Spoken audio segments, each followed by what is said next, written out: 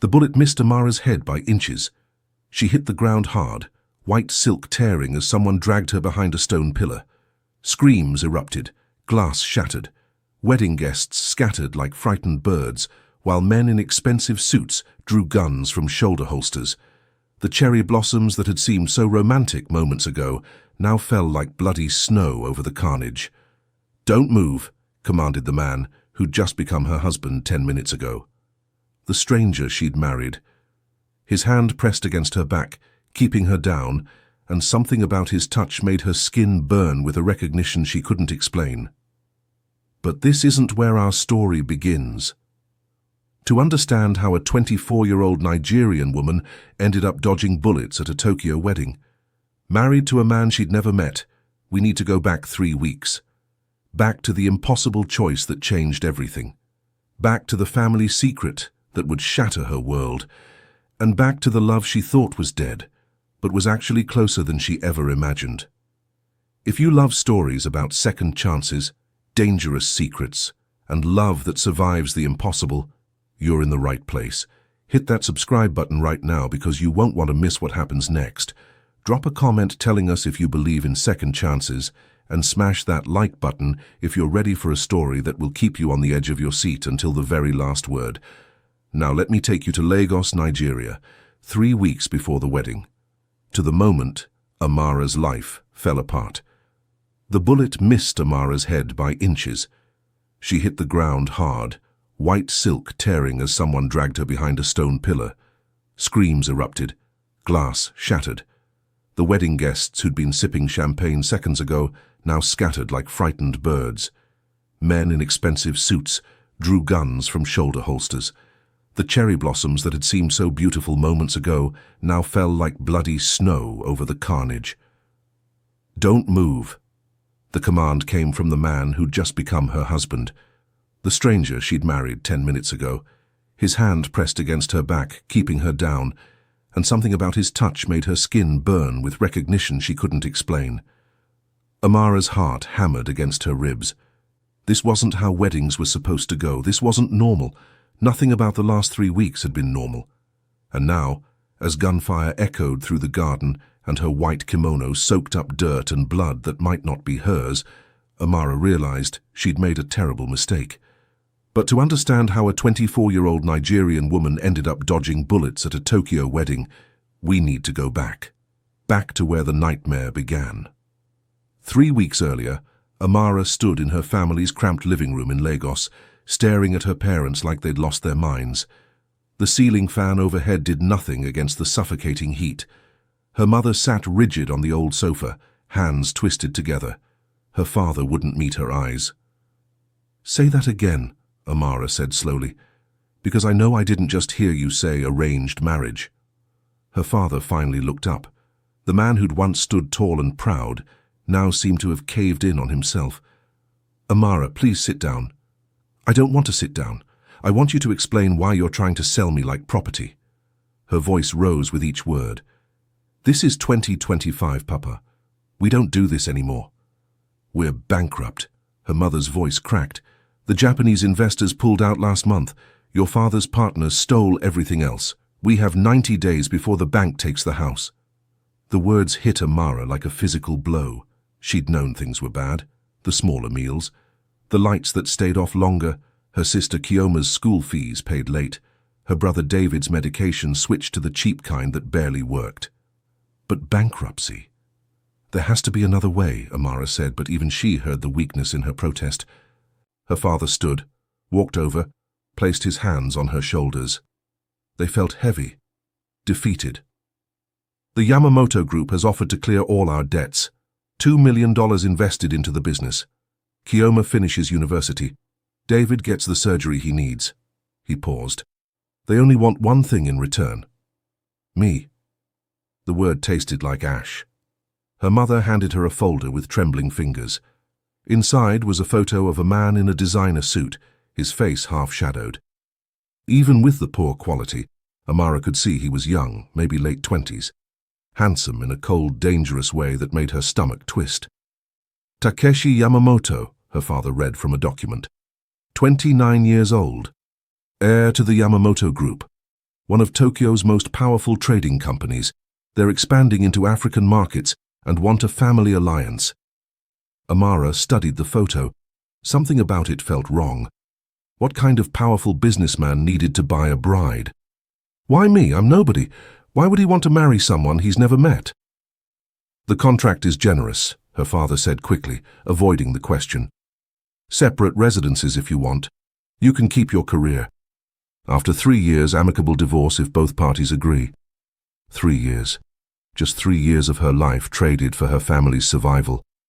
Amara looked at the medical bills stacked on the table, the eviction notice, her mother's exhausted face, her father's shame. What choice did she really have? When? She asked quietly. 2 weeks. They're sending a private jet. That night, alone in her room, Amara pulled out a box from under her bed.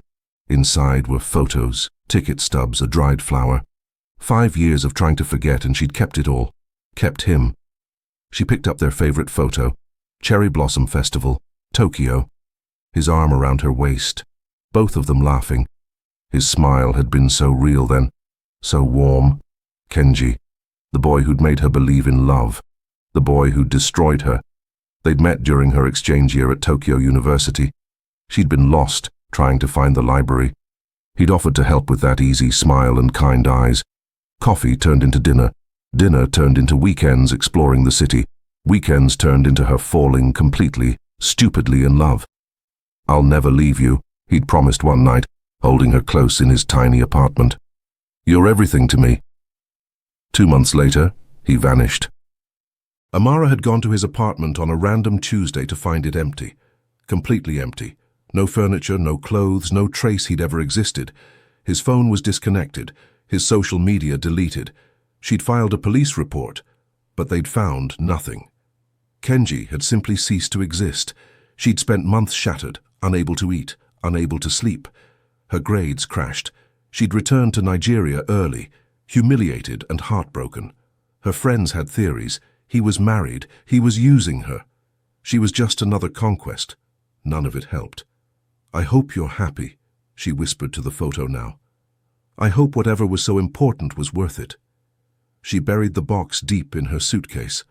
A reminder. Never fall in love again. Never trust someone with her heart.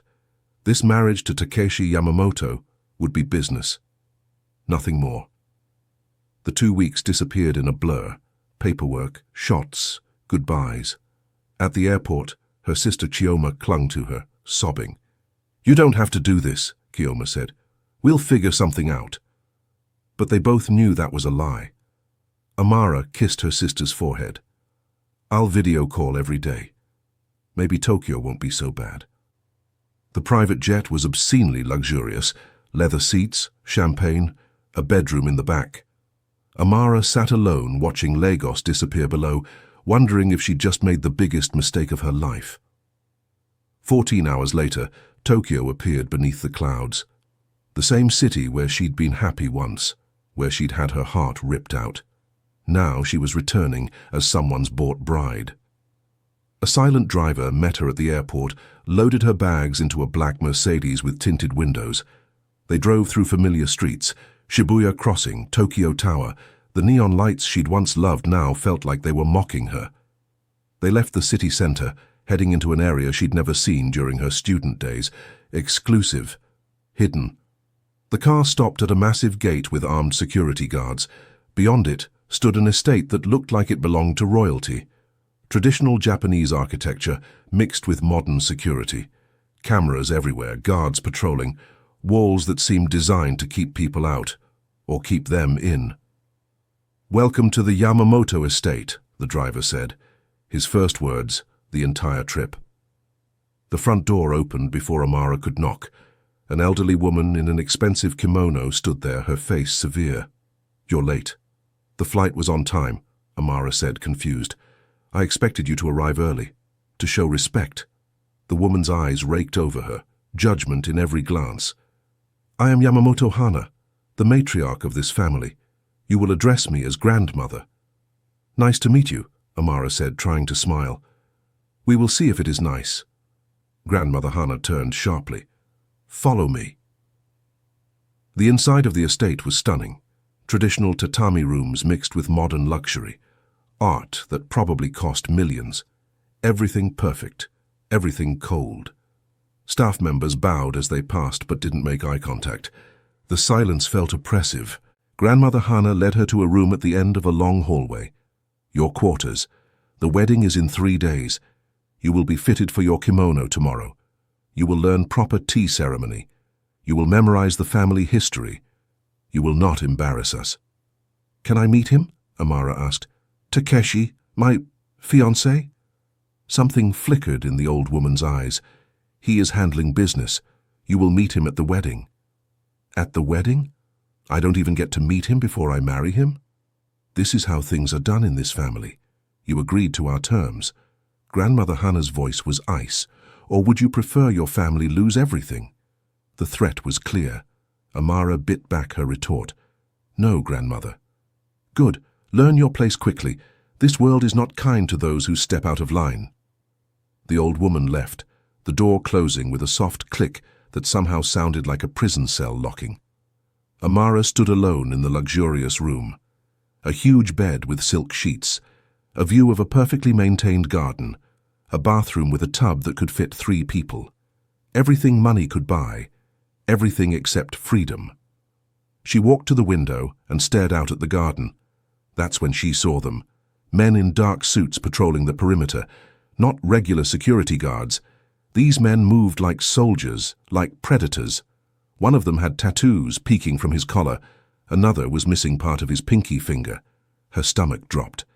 She'd seen a documentary once about the Yakuza, about their traditions, the missing fingers, the tattoos, the violence. Oh God, she whispered. What kind of family did I just marry into? The next 3 days were a nightmare. Amara was fitted for a wedding kimono so heavy she could barely move. She was drilled on tea ceremony until her hands cramped. An old woman taught her how to walk, how to bow, how to speak in the submissive way expected of a Yamamoto bride. Every mistake earned harsh criticism. Every question was met with cold silence. She tried calling her family, but her phone had no signal. When she asked about it, a staff member told her the estate blocked outside communications for security. She was completely cut off from the world. At night, she lay awake thinking about Kenji, about how he'd made her feel safe in this city once. How different everything was now. She'd traded one heartbreak for a different kind of prison. On the morning of the wedding, Amara stared at herself in the mirror. The white kimono transformed her into someone else. Someone elegant and fragile and completely unlike herself. Her braids had been styled into an elaborate updo. Her makeup made her look like a porcelain doll. You look beautiful, one of the attendants said. I look like I'm going to a funeral, Amara replied. Maybe she was. The funeral of her old life. The ceremony was held in the estate's garden. Cherry blossoms were in full bloom, creating a canopy of pink and white. It should have been romantic. Instead, it felt like a stage. Guests filled the seats, all of them watching her with cold, calculating eyes. She recognized the type: power players, dangerous men, the kind who smiled while planning your destruction. Traditional music played. Amara walked down the aisle alone, her hands shaking inside her sleeves. At the altar stood a Shinto priest and Grandmother Hana, but no groom. Where was Takeshi? The music changed. The guests stood. Amara turned, and her heart stopped. Walking toward her was Kenji. No, not Kenji, but the same face, the same height, the same way of moving. He was broader now, more muscular. His hair was styled differently. He wore an expensive suit instead of the casual clothes she remembered. But his eyes, those dark eyes that had once looked at her with such warmth. It was him. Kenji stopped beside her. Their eyes met. She saw recognition flash across his face for just a second before his expression went completely blank, cold, like looking at a stranger. Kenji, she breathed. My name is Takeshi, he said, his voice flat, emotionless. Nothing like the boy who'd whispered sweet things in her ear. I believe you have me confused with someone else. The priest began the ceremony. Amara stood frozen. This wasn't possible. Kenji was here, he was alive, and he was pretending not to know her. "Do you take this woman as your wife?" the priest asked. "I do." No hesitation, no emotion. "Do you take this man as your husband?" Amara looked at Kenji, Takeshi, whoever he was. His jaw was clenched tight, his hands were fists at his sides, and in his eyes, for just a moment, she saw something. Pain, pleading, a silent message she couldn't understand. "I do," she whispered. The priest pronounced them married. Takeshi turned to her, lifted her veil with mechanical precision, and kissed her. It was brief, formal, nothing like the passionate kisses she remembered. When he pulled away, his face was a mask again. The guests applauded. Champagne was poured. Classical music played. Everything was perfect. Everything was wrong. Amara followed Takeshi through the reception in a daze. Guests congratulated them. She smiled and nodded, but inside she was screaming. Kenji was alive. He'd been alive this whole time. He'd let her suffer for 5 years, and now he was acting like she was a complete stranger. "Smile," Takeshi muttered as they posed for photos. "They're watching." "Who's watching?" she whispered back. "Everyone." An older man approached, his smile not reaching his eyes. He had a scar running down his cheek and was missing 2 fingers on his left hand. "Congratulations, Takeshi-san. Your bride is quite beautiful. Foreign, but beautiful." "Thank you, Sato-san," Takeshi said, his voice respectful but cold. Sato turned to Amara. "I hope you understand the honor of joining this family. We have traditions, expectations. Women who don't meet those expectations." He smiled wider. "Well, they tend to disappear." "Is that a threat?" Amara asked before she could stop herself. The air went cold. Sato's smile vanished. Takeshi's hand gripped her elbow hard enough to hurt.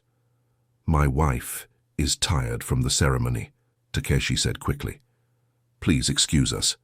He pulled her away. They walked through the garden, his hand still tight on her arm. When they were out of earshot, he leaned close. "Don't ever speak to Sato like that again," he hissed. "Do you understand?" "Let go of me, Kenji." His grip tightened. "My name is Takeshi." Liar. Something broke in his expression. Pain flashed across his face before the mask returned. "You need to play along.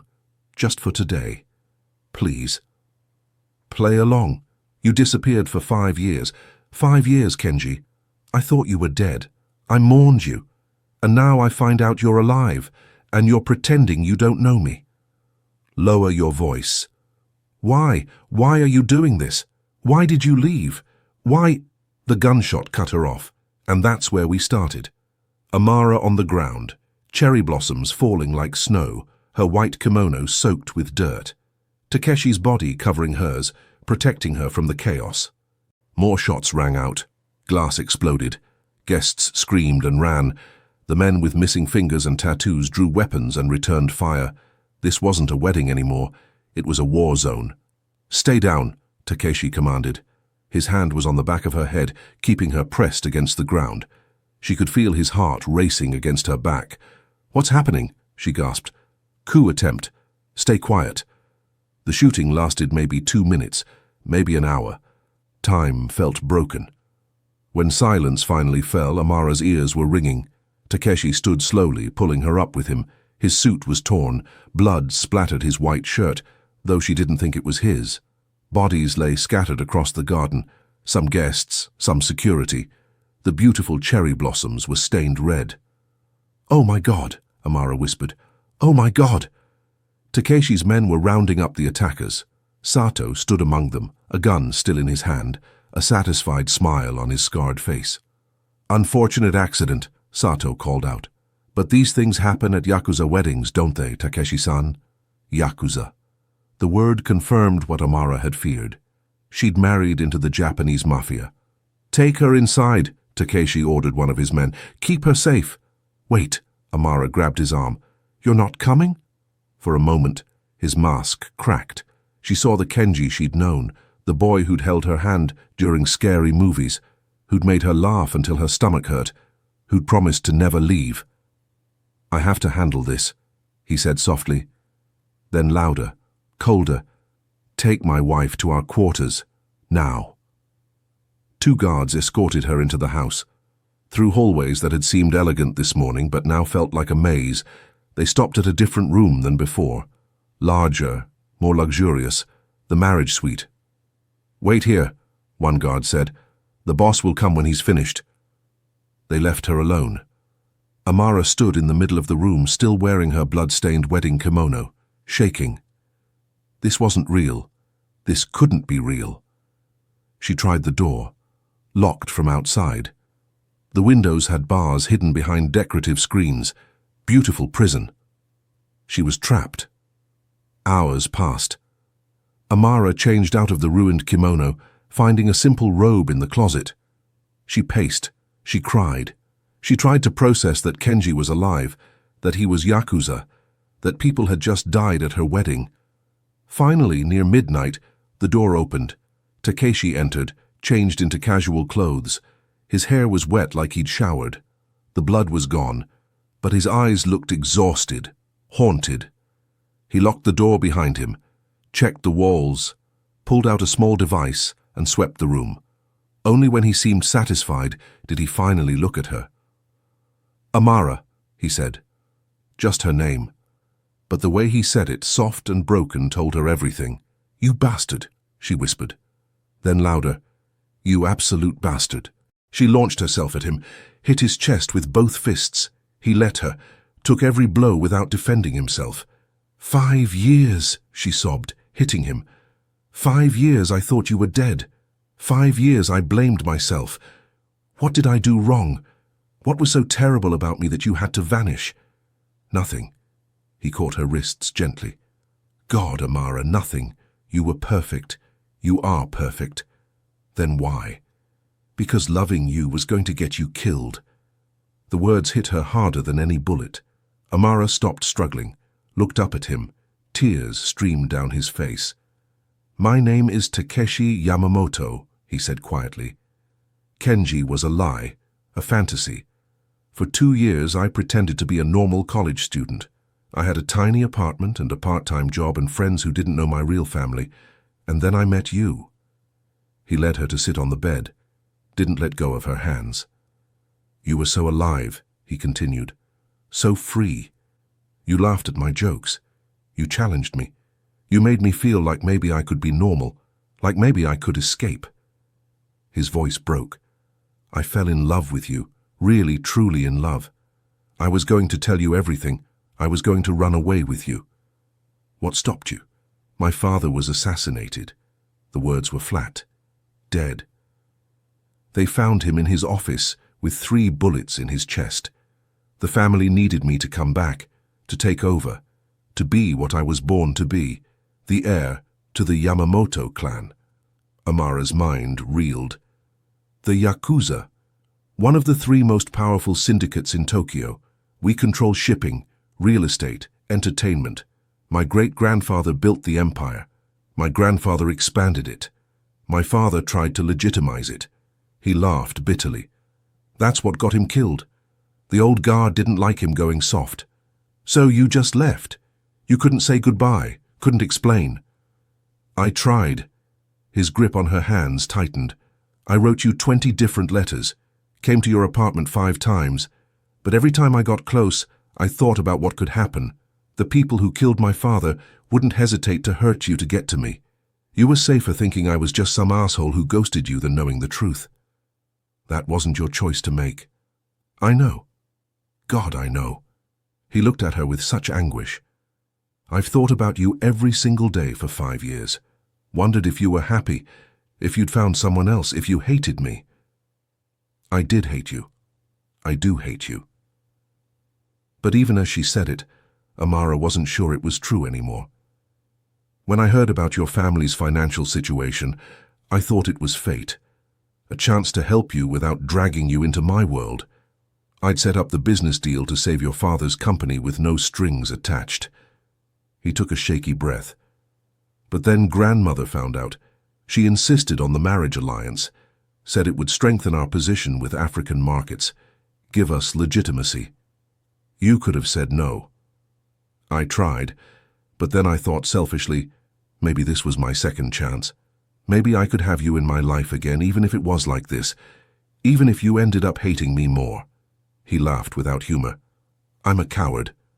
You're an idiot. Amara pulled her hands free, stood up, paced the room. Her mind was spinning. So what now? We're married.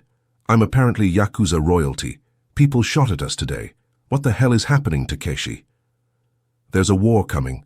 Sato leads the old guard. They want to keep the family in traditional crime, drugs, protection rackets, trafficking. His face hardened. I'm trying to legitimize the business. Move everything legal. It's what my father wanted. But they see it as weakness. The shooting today? A message. They wanted to show they could get to me, to you. They're testing how far I'll go to protect what's mine. He stood, walked to her. I will burn this whole city down before I let anyone hurt you. The intensity in his voice made her shiver. This wasn't the gentle boy she'd known. This was someone forged in violence and power, someone dangerous. I didn't ask for your protection, she said. I know. But you have it anyway, whether you want it or not. He reached out, tucked a strand of her hair behind her ear. The gesture was so familiar it hurt. I'm sorry, Amara, for all of it. But I'm not sorry you're here. I'm not sorry I get to see you again, even if you hate me. I should hate you, she whispered. I should demand a divorce and go home and never think about you again. You should. But I can't stop wondering what we could have been, if you'd trusted me 5 years ago, if you'd let me choose. She looked up at him. You took my choice away then. Don't do it again. What do you mean? Tell me everything, all of it. What's really happening? What Sato wants? What you're planning? Let me decide if I want to stay or run. Her voice was steady now, strong. I'm already in this. Might as well know what I'm fighting. Takeshi studied her for a long moment, then nodded. Okay, but some of it's going to be hard to hear. They sat on the floor, backs against the bed, and he told her everything.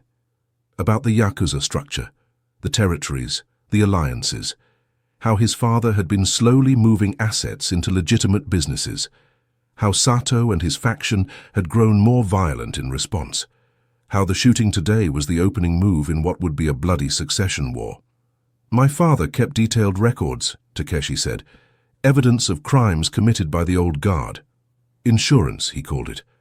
If I can get those records public, I can destroy Sato's power base, but they're hidden somewhere even I don't know. Your father didn't tell you.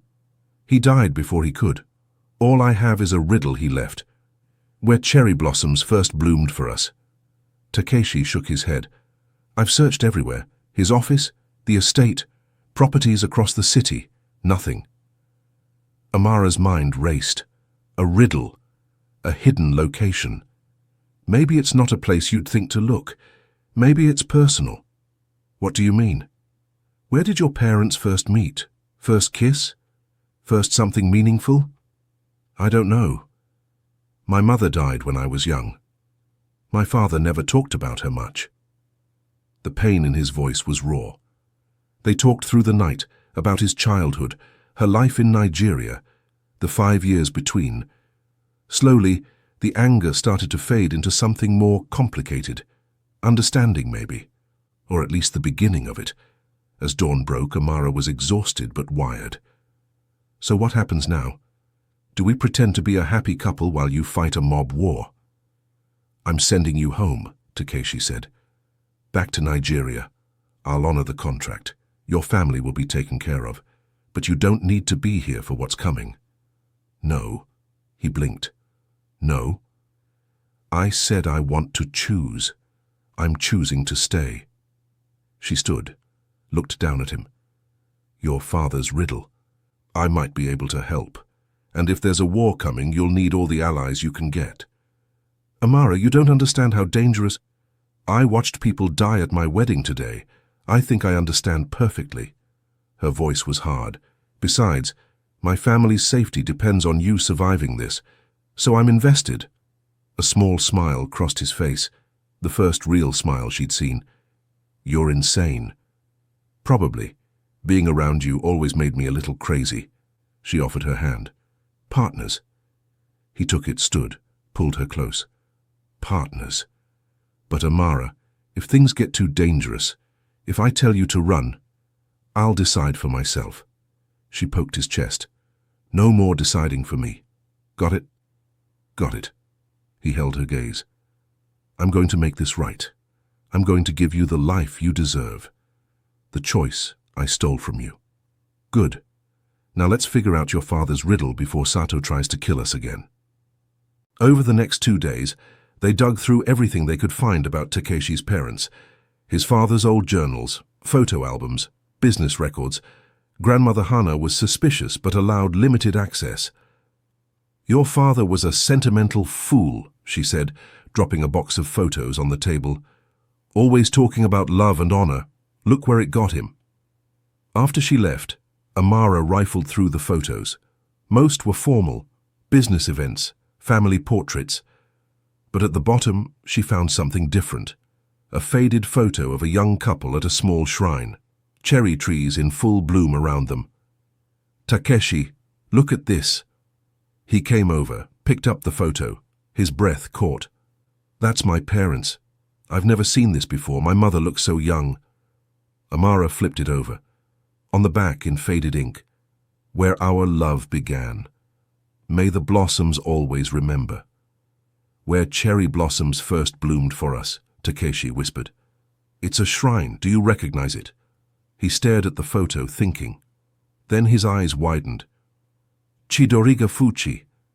It's a small shrine near the Imperial Palace. My father used to take me there as a child. He'd spend hours just sitting under the trees. Then that's where we look. We? No, I'm going alone. If Sato's people are watching... Partners, remember? Amara crossed her arms. Besides, you need someone to watch your back. They argued for 10 minutes before Takeshi finally gave in. They left that night, taking back roads, switching cars twice to lose any tails. Tokyo at night was beautiful and terrifying. Neon lights reflected off wet streets. Shadows moved in alleyways. Every person could be an enemy. The shrine was empty when they arrived. Cherry trees stretched overhead, petals falling like silent prayers. Takeshi led her to a specific tree, older and more gnarled than the others. He used to sit here, Takeshi said, running his hand over the bark. I remember playing while he just stared at the tree. I thought he was weird. Maybe he was hiding something. Amara knelt, examined the base. Help me clear these leaves. They dug around the roots. 10 minutes in, Amara's fingers hit something hard. Metal. She pulled out a small waterproof box. Oh my God, Takeshi breathed. You found it. Inside was a USB drive and a letter. Takeshi's hands shook as he unfolded the paper. My son, he read aloud, if you're reading this, I'm gone. I'm sorry for leaving you with this burden. The drive contains everything. Bank accounts, video evidence, names of corrupt officials, enough to destroy the old guard completely. But using it will make you enemies. Powerful enemies. Only do this if you're ready to change everything. I love you. I'm proud of you. Make the choice I couldn't. Be braver than I was. Takeshi's voice broke on the last words. Amara squeezed his shoulder. Your father was brave, she said. He tried to change things. He gave you the tools to finish what he started. Or to get myself killed trying. Maybe. But isn't some things worth dying for? Before he could answer, headlights cut through the darkness. 3 black cars screeched to a stop. Doors opened. Men with guns emerged. Sato stepped out of the lead car, his scarred face twisted in a smile. Did you really think I wouldn't have you followed, boy? Did you think you were clever? Takeshi pushed Amara behind him. Run. No. Amara, please. I said no. She stepped beside him, her heart hammering but her voice steady. We're partners, remember? Sato laughed. How touching. The foreign bride has spirit. Too bad she'll die with you. His men raised their weapons. Takeshi tensed, calculating odds. They were outnumbered, outgunned. The USB drive in his pocket suddenly felt like it weighed 1,000 pounds. Last chance, Sato said. Give me the drive. Walk away. I'll even let the girl live.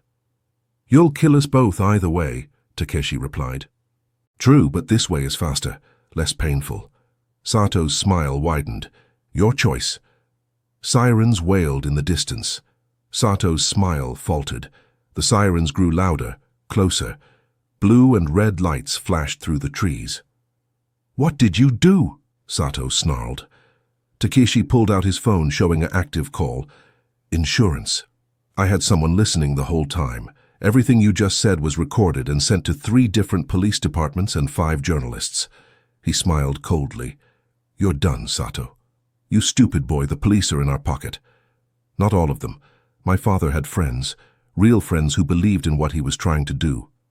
Takeshi's voice was steel. And now they have everything. The recordings, the drive, all of it uploaded to servers you can't touch. Police cars surrounded the shrine. Officers poured out, weapons drawn. But these weren't ordinary cops. Amara recognized the insignia. Federal investigators, organized crime task force. Sato's men hesitated, looking to their boss. He stood frozen, calculating. Then his hand moved toward his gun.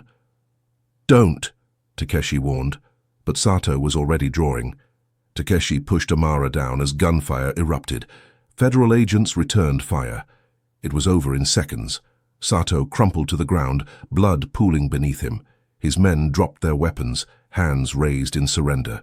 An older detective approached, holstering his weapon. Takeshi-san, your father would be proud. Detective Nakamura. Takeshi bowed slightly. Thank you for coming. Your father saved my daughter's life years ago, paid for her cancer treatment when I had nothing. I owed him. Nakamura looked at Sato's body without pity. This doesn't end the problem, you know. There are others, more like him. I know, but it's a start. Nakamura's eyes shifted to Amara. And who is this? My wife, Amara Yamamoto. The detective raised an eyebrow but said nothing. We'll need statements from both of you. This will be a long investigation. We'll cooperate fully, Takeshi said. I want to finish what my father started. Make the Yamamoto group legitimate, legal, clean. That's a dangerous road. It's the right one. They spent the next 3 days giving statements. The USB drive's contents were explosive. Bank accounts in the Cayman Islands, videos of assassinations, payoffs to politicians, testimony from victims. The old guard of the Yamamoto clan was systematically destroyed. Arrests happened across Tokyo. Assets were frozen. Grandmother Hana watched it all unfold with an unreadable expression. On the 3rd evening, she summoned both Amara and Takeshi to her private quarters. You've destroyed everything your great-grandfather built, she said, her voice flat. I've destroyed everything that needed destroying, Takeshi replied. The legitimate businesses remain.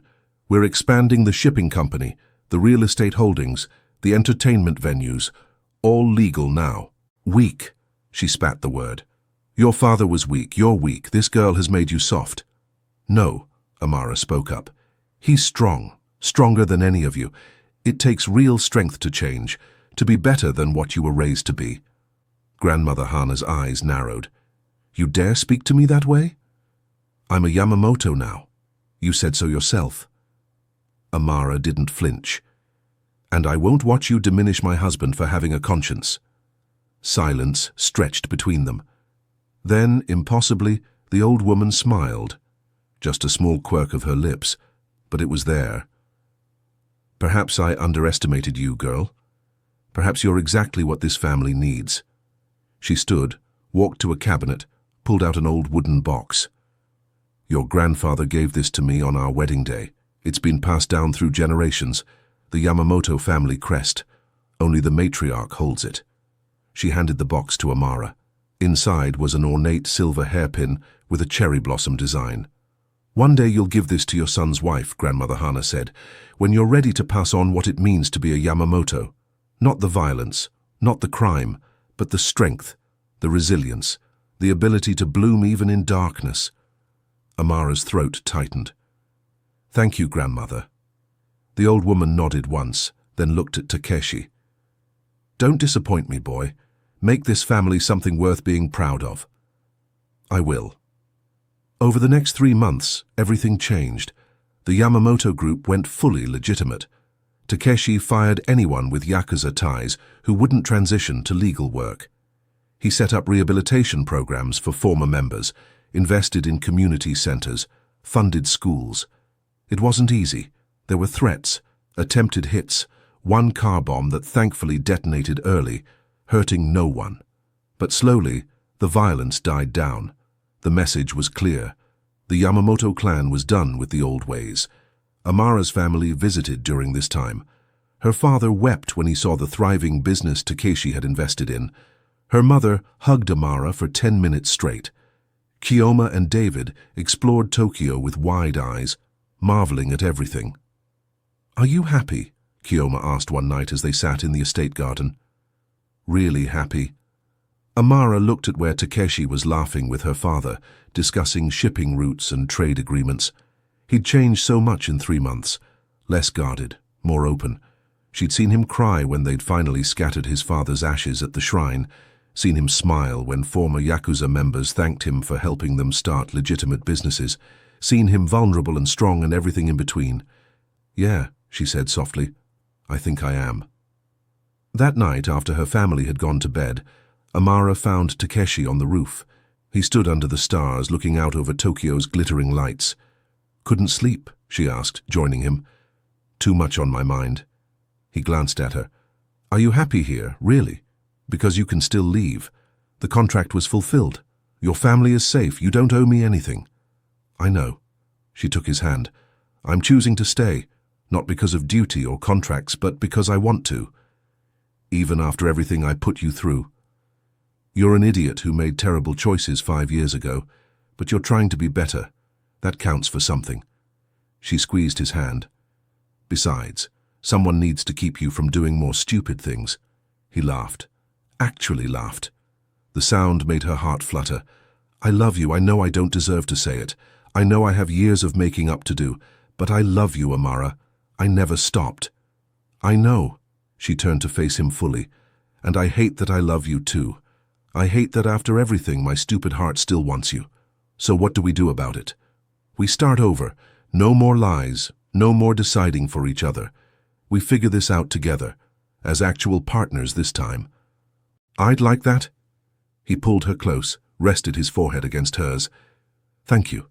For staying. For believing I could be better. Thank you for finally letting me choose." They kissed under the Tokyo stars. Not a wedding kiss, not obligation, but real, true. A promise of something new. 6 months later, Amara stood in the Yamamoto Group's new headquarters, watching Takeshi give a press conference. He announced a partnership with her father's company, a major trade initiative between Japan and Nigeria. Legitimate business, clean money, everything his father had dreamed of. Afterward, journalists swarmed him with questions about the Yakuza past, about the changes, about his African wife. "My wife is the reason I'm standing here," Takeshi said, finding her in the crowd. "She showed me that strength isn't about violence or fear. It's about having the courage to change, to be better than what you were." That night, they celebrated with both their families. Nigerian food and Japanese dishes side by side, laughter in multiple languages. Grandmother Hana even smiled, watching it all unfold. "You've done well," she told Amara quietly. "My grandson is happy. The family is strong. You were the right choice." "I wasn't a choice," Amara corrected gently. "I was sold as part of a deal." "Perhaps. But you chose to stay. That's what matters." Later, alone in their bedroom, Takeshi pulled Amara onto the balcony. Cherry blossoms were blooming again, the same flowers that had been there at their wedding, at the shrine where they'd found his father's legacy. "I have something for you," he said, pulling out a small box. "We're already married," she laughed. "I know, but that wasn't a real proposal. You deserved better." He opened the box, revealing a ring. Simple, elegant, perfect. "Amara, I'm asking you now, not because of contracts or duty, not to save anyone, but because I love you. Because I want to spend my life making you happy." Will you marry me? For real this time? Tears streamed down her face. You're such an idiot. Is that a yes? Yes. Yes, you ridiculous man, I'll marry you again. He slipped the ring on her finger, kissed her deeply. When they pulled apart, both were crying and laughing. So what now? She asked. What's next for us? Whatever we choose. Together. Together, she agreed. And under the cherry blossoms with Tokyo glittering below them, they began planning their real future. Not the one forced on them by circumstance, not the one built on lies and secrets, but one they chose. Together. Because sometimes love gets a second chance. Sometimes people can change. Sometimes the most broken things can be rebuilt into something beautiful. And sometimes the worst beginning can lead to the perfect ending. If you enjoyed this story about second chances, redemption and love surviving against impossible odds, don't forget to subscribe to our channel for more captivating stories. Drop a comment below telling us what you thought about Amara and Takeshi's journey. Would you have stayed and fought, or would you have run?